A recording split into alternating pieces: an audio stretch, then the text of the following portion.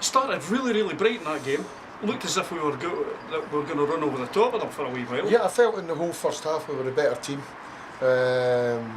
Always on the front foot, dominated the game, dominated possession. Lacking just that little bit cutting edge. Miles had a chance one-on-one with the goalkeeper again, but these things happen. At least we're creating them, and it was always going to take one goal to win the game. So really pleased with the performance in the first half. I felt we were, as I say, merited coming in, winning the game, that's for sure. Wasn't to be. Second half at Partick were a better team for the first 20 minutes. But our shape was okay, and then the last 25 minutes of the game I felt we come into it and might have won it. Miles had a great strike, the goal had tipped over the bar, and Paulie just couldn't get one out his feet and toe poked it past the post.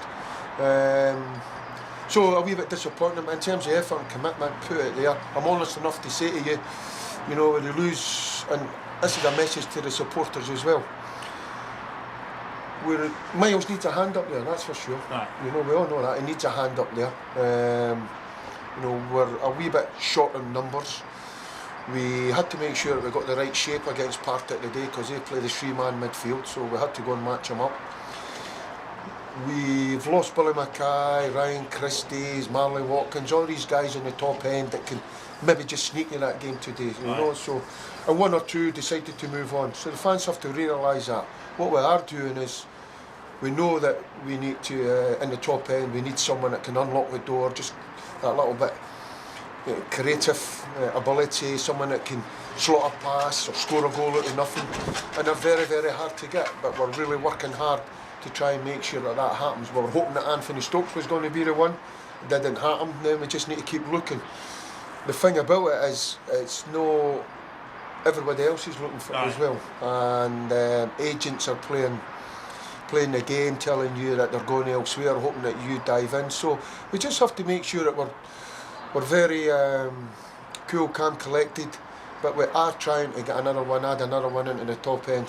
You know, I felt by Gallic, Fisher might have brought that foil, and it just shows you the luck that we've carried this year. You know, he's chipped a bone in his ankle, so once again we'll have to go again and see what's out there and bring the right type in, But in terms of the game, and you know, we're playing against a Partick Thistle side that's went 9 games unbeaten. Celtic beat them in the 10th game, and they come off a back of a poor result last week, so plenty to play for. So disappointed we never win the game to take us where we want to go, but you know, the performance and attitude of the players and the work ethic was certainly evident to me. I thought Andrea Matumbo had a great game again. I thought he was really bright for a good while in that game. Well, the thing about it is, we worked ever so hard over the last 2 days on the shape of the team, and believe it or not, I just couldn't sleep. I couldn't sleep on it, so I come in this morning and changed it and asked Andrew to do that winger's role. Andrew is a ball player. What he needs to learn, that he has to become a team player, needs to get back in, needs to tuck in, win tackles, sniff out danger. Although you're in the forward attacking half of the park, you know, it's dovetailing back in, and you know, you'll get better for that. 2 games in a week, maybe a little bit much for him, because he's certainly run out of legs, and he needs to learn how to control his emotions. I keep saying to the players in Scotland, you know, they're allowed to tackle you, so you need to stand up to that. But I'm pleased for him, and it'll be better for that. And as I say, I don't think he's a right winger, I think he's more a left winger cutting in on that right foot. But we felt we had to play Danny Williams up against their flying right back. Remember the last time down at Partick, he just kept coming at us. So Danny done an excellent job there. And, you know, as I say, over the game, I felt tactically we were spot on. I'd love to have gone and had a Moria goal, but I felt we'd done enough to win the game. You must be chuffed to bits with Gary Warren signing up again. Absolutely outstanding, absolutely outstanding. I wish I'd met Gary earlier on in my career, even as a player or a coach, you know, and get to him, and he's everything that you want in your club. And I just says that on the television. One thing about football is you go through football and the acquaintances that you meet and the people that you meet, you've got friends for life. Then there come the special ones that you can count in one hand, the special ones that, you know, half a dozen where you go, he's just a wee bit special as a gentleman and as a person. Gary Warren's that guy. Trust me on that, Gary Warren's that guy. And we should be privileged that he's up here playing his football in Inverness. I think a lot of people recognise that. They recognise that Gary is a gentleman. He's someone that relates really well to the fans, and I think a lot of people will be absolutely delighted to see him.